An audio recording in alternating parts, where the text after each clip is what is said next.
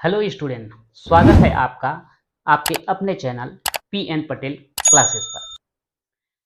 आज जो है हम देखने वाले हैं नाइन्थ क्लास का एक चर का रैखिक समीकरण, linear equation in one variable.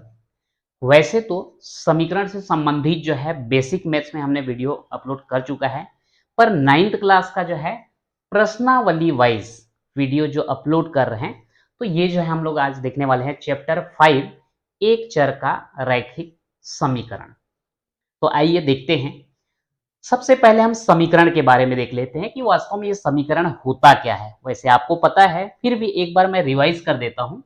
समीकरण बोलने से यदि कोई भी एक बीजीय व्यंजक आपको दिया गया है, मान लो 3x+2, ये जो आपका बीजीय व्यंजक है, इस बीजीय व्यंजक को किसी संख्या के बराबर अगर लिख दिया जाए, मान लो लिख देते हैं यहां पर 6, तो ये 3x-2 का एक प्रॉपर मान दे दिए हम, कितना 6, कि इसका वैल्यू कितना है 6 है, और ये दोनों आपस में कैसे हैं, बराबर हैं। तो ये आपका क्या कहलाएगा, समीकरण। या ये भी हो सकता है कि आपको एक बीजीय व्यंजक दिया गया है, साथ में और एक बीजीय व्यंजक दिया गया है 3x-5। अब ये दोनों को आपस में हम बराबर कर दिए, यानी कि दो बीजीय व्यंजकों का आपस में बराबर होना, तो ये भी एक प्रकार का क्या कहलाएगा, समीकरण कहलाता है। अब यहां पर जो है ये समीकरण कितने प्रकार के होते हैं, आइए देखते हैं। जैसे यहां पर मैं पहले से जो है ड्रॉ करके रखा हूं कि समीकरण एक चर का समीकरण होता है।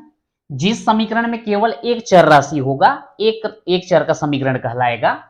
दो चर का समीकरण, इसमें जो है दो चर राशि एक साथ रहेंगे, पर ध्यान रखिएगा एक चर का समीकरण होता है, उसमें केवल एक समीकरण को हल करके आप उस चर राशि के वैल्यू को प्राप्त कर सकते हैं। जबकि दो चर का समीकरण होगा तो वहां पे आपको दो समीकरण दिए जाएंगे और दोनों समीकरण को आपस में हल करके हम जो भी चर राशि है उसका मान ज्ञात कर सकते हैं। ठीक इसी प्रकार से आता है तीन चर का समीकरण। यहां पे आपको तीन चर राशि दिए जाएंगे और साथ में तीन समीकरण भी दिए जाएंगे, ताकि उनको एक दूसरे से हम ये हल करके जो है जो चर राशि है उसका मान प्राप्त कर पाएंगे।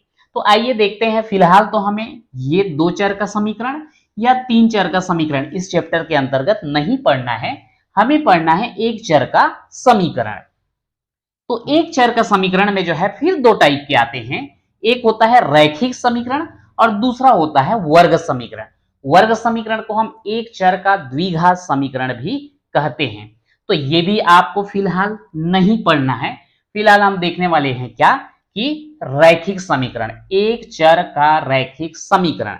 अब ये एक चर का रैखिक समीकरण कैसा होगा, जैसे यहां पर मैं दो एग्जांपल दिया हुआ था कि 3x-2 = 6। यहां पर जो है चर राशि कौन सा है, x, और यहां पर जो है एक ही चर राशि दिया गया है x, तो इसीलिए हम इसको क्या बोलेंगे, एक चर का समीकरण। ध्यान रखेंगे, एक चर का समीकरण। और साथ में इस चर राशि का घात यहां हमको दिख नहीं रहा है, यानी कि इसका घात कितना है, एक है। और घात एक को क्या बोला जाता है, रैखिक बोलते हैं। क्या बोलते हैं, रैखिक। तो इस प्रकार से अगर हम देखें तो यहां पर चर राशि एक है, उस चर राशि का घात भी एक है, यानी कि एक चर का रैखिक समीकरण कहलाएगा। अगर हम इस टाइप का क्वेश्चन देखें, यहां पर भी एक ही चर राशि है x, आप यहां पर जो है ये गलती मत करना, यहां पर एक चर राशि x दिया है, यहां दूसरे साइड में एक चर राशि दिया है, नहीं, यहां पर चर राशि एक ही है, वो क्या है, x है, और वो जो है समीकरण के दोनों पक्ष में दिया गया है, तो इससे कोई फर्क नहीं पड़ता। आपका ये समीकरण क्या कहलाएगा, एक चर का रैखिक समीकरण कहलाएगा। अब यहां पर जो है देखते हैं कि ये समीकरण अगर हम देखें तो ये आपका क्या कहलाता है, लेफ्ट हैंड साइड, या फिर इसको और क्या बोलते हैं, बायां पक्ष। और समीकरण के बराबर के दूसरे साइड जो होता है ये क्या कहलाएगा आपका, राइट हैंड साइड, या फिर क्या कहलाएगा, दायां पक्ष। हालांकि आप 9th स्टैंडर्ड में है, 9वीं क्लास में है, तो ये सब बताने की आवश्यकता नहीं है। फिर भी जिसको मैथ समझ में नहीं आता, बिल्कुल बिगनर से जो है मैं ये बता रहा हूं, ठीक है। तो आप जो है अगर इसके बारे में और जानना चाहते हैं, बेसिक मैथ्स के अंतर्गत आपको जो है वीडियो मिल जाएगा, उसका जो है लिंक आपको डिस्क्रिप्शन में मिल जाएगा। आइए देखते हैं। तो एक चर का समीकरण में जो है हम एक समीकरण जो है हल करके देखते हैं, क्योंकि जब तक हमको समीकरण हल करने का नियम पता नहीं होगा तब तक जो है हम समीकरण को हल नहीं कर पाएंगे। तो यहां पर समीकरण हल करने के लिए आपको जो है दो विधि का इस्तेमाल करना होता है। एक होता है पक्षांतर विधि और दूसरा होता है प्रयास एवं भूल विधि।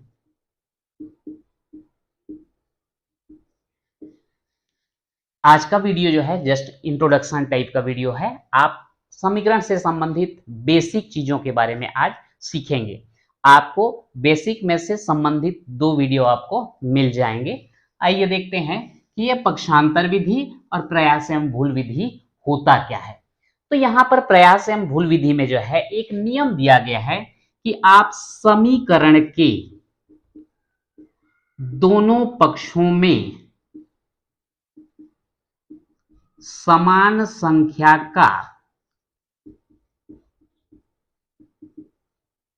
जोड़ना, घटाना,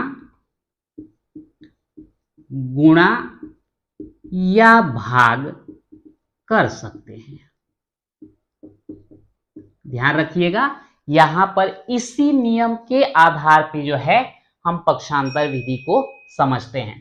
तो समीकरण के दोनों पक्षों में समान संख्या का जोड़ना, घटाना, गुणा या भाग कर सकते हैं। इसी के आधार पर जो है आपका पक्षांतर विधि समझ में आता है। ठीक, अगर आपको जो है एक क्वेश्चन दे दिया जाए x + 2 = 3, ये आपका एक समीकरण है और इस समीकरण को आपको क्या करना है, हल करना है, यानी कि x का मान जो है ज्ञात करना है। किसी भी समीकरण को हल करने का मतलब होता है उसमें जो भी चर राशि रहेंगे उस चर राशि का मान ज्ञात करना। तो यहां पर अगर हम देखें कि x + 2 = 3 है, तो यहां पर लेफ्ट हैंड साइड, जिसको हम बायां पक्ष भी बोलते हैं, यहां से ये 2 को जो है हटाना पड़ेगा। तो इस 2 को हटाने के लिए हम क्या करेंगे कि हम दोनों पक्ष में हम 2 जो है माइनस कर देते हैं। तो ये आपका x + 2 - 2 = 3 - 2। यहां पर -2 क्यों किया गया, क्योंकि यहां पर +2 दिया गया था। अब +2 और -2 यहाँ पे जो एक दूसरे घटाना पड़ेगा, घटाएंगे तो इसका मान क्या आ जाएगा, 0। और इस प्रकार से लेफ्ट हैंड साइड में क्या बचेगा, केवल x, और हमारा समीकरण जो है सॉल्व हो जाएगा। तो यहाँ पर 2 में 2 घटा देंगे तो हमको क्या मिलेगा, 0। या फिर डायरेक्ट आप यहाँ पर ऐसा कटा भी सकते हैं। तो इस प्रकार से यहाँ पर x बराबर, लेफ्ट हैंड में तो और कुछ नहीं बचा, तो यहाँ पर राइट हैंड साइड में क्या बचा है, 3 - 2, यहाँ पर कितना आ जाएगा, 1। और ये जो है आपका समीकरण हल हो गया। तो यहाँ पर जैसे बोला गया था कि हम दोनों साइड में, सॉरी, यहां पर बोला गया था कि दोनों साइड में हम समान संख्या का घटाना कर सकते हैं। तो ये घटाना वाला जो है हमने देख लिया। अगर सेम चीज अगर हम जो है जोड़ना से संबंधित देखना चाहते हैं तो ऐसे ही एक क्वेश्चन ले लेते हैं, x - 5 = 2। अब यहां पर देखिए, इस समीकरण को यदि आपको हल करना है तो करेंगे क्या कि समीकरण के दोनों पक्ष में, यहां पर -5 को हटाने के लिए दोनों साइड क्या करना पड़ेगा, +5 करना पड़ेगा। तो ये आपका x - 5 + 5 और इधर हो जाएगा 2 + 5। यहां पर देख सकते हैं दोनों पक्ष में हम क्या कर रहे हैं, 5 जो है जोड़ रहे हैं, समान संख्या को जोड़ रहे हैं। अब यहां पर अगर लेफ्ट हैंड साइड में हम देखें तो ये प्लस और माइनस यानी कि घटाना पड़ेगा। एक जो है प्लस है, एक माइनस है, तो घटाएंगे, घटाएंगे तो क्या आएगा, समान संख्या में घटाना यानी कि 0, या फिर इसको कैंसिल कर दो तो x इक्वल कितना आ जाता है, 2 और 5 को जोड़ देंगे तो 7। तो ये आप देख लेते हैं कि दोनों पक्ष में समान संख्या का जोड़ना भी किया जा सकता है, समान संख्या का घटाना भी किया जा सकता है। इसी प्रकार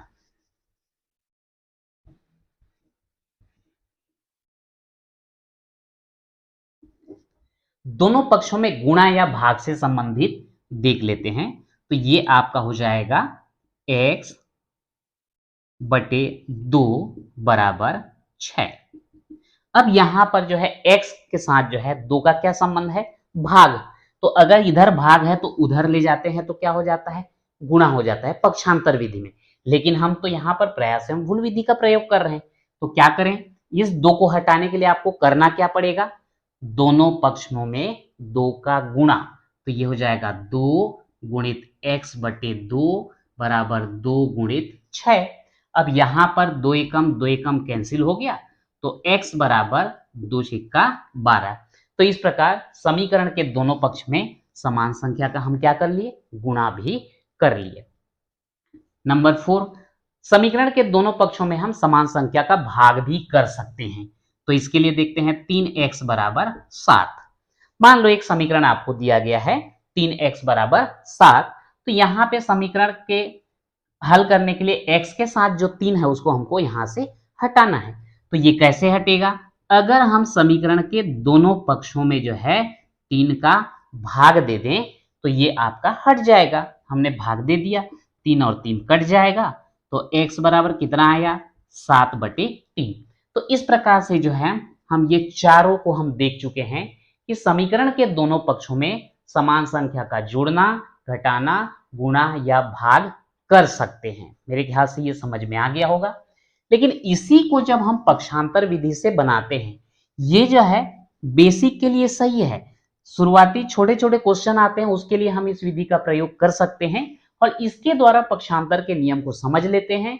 फिर उसके बाद बड़े क्वेश्चन जब आते हैं तो हम केवल पक्षांतर विधि का उपयोग करते हैं, क्योंकि ये जो है कम समय में और आसानी से हम कर सकते हैं।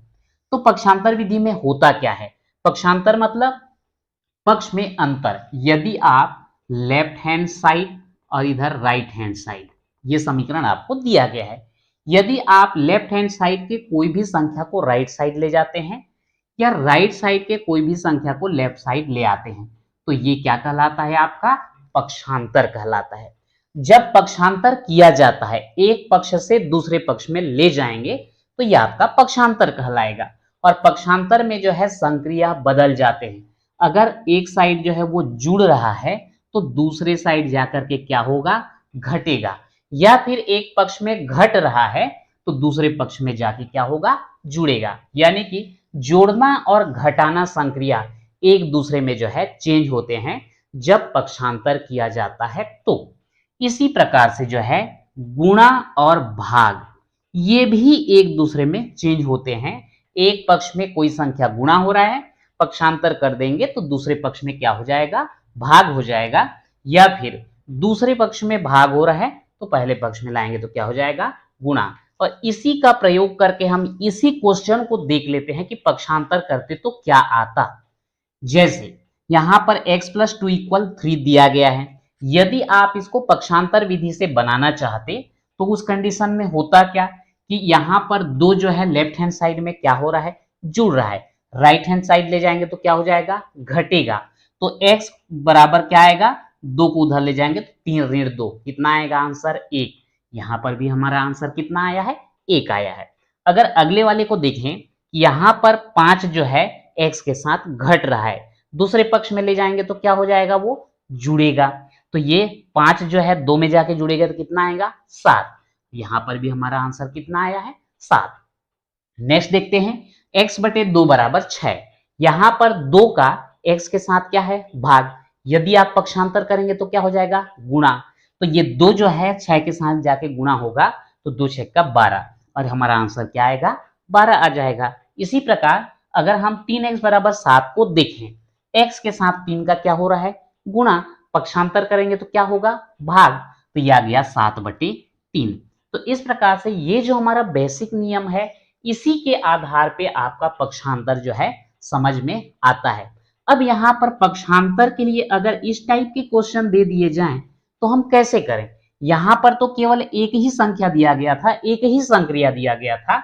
यदि हम वहां पर जो है 2 संक्रिया एक साथ लें तो यहाँ पर समझने में थोड़ा सा दिक्कत होता है कि भाई यहाँ पर जो है 3 और 2 दोनों को पक्षांतर करना होगा, तब हम जो है x का मान प्राप्त होगा। तो इस टाइप का अगर प्रॉब्लम आता है, पक्षांतर करने में आपको समझ में नहीं आता है, तो इसके लिए भी एक वीडियो अपलोड किया गया है, जो आपको आई बटन में मिल जाएगा। वहां जाकर के आप देख सकते हैं और पक्षांतर विधि को अच्छे से समझ सकते हैं। उसके बाद जो है आप इस वीडियो पे आएंगे। तो इस प्रकार से जो है ये हमारा एक चर का रैखिक समीकरण का कंप्लीट इंट्रोडक्शन हो गया है। तो आज के वीडियो में इतना ही, मिलते हैं नेक्स्ट वीडियो में।